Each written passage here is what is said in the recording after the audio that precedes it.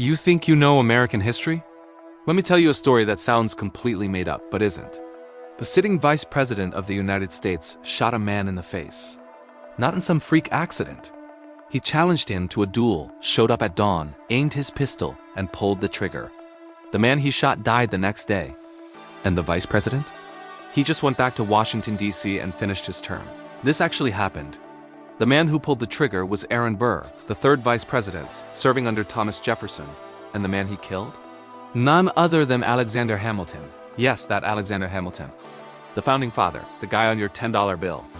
The duel itself is famous, but what happened next is the truly wild part.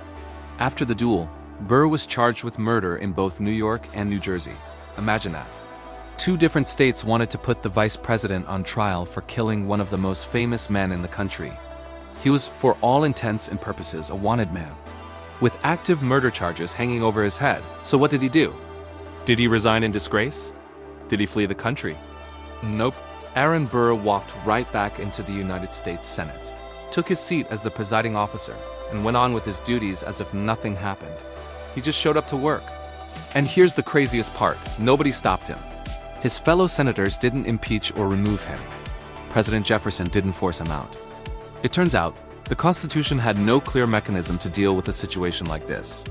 There was no playbook for a vice president who kills a political rival and then just carries on. He served out the final months of his term, completed his duties, and then simply walked away a free man. Neither of the murder charges ever went to trial. They were eventually dropped. Think about that.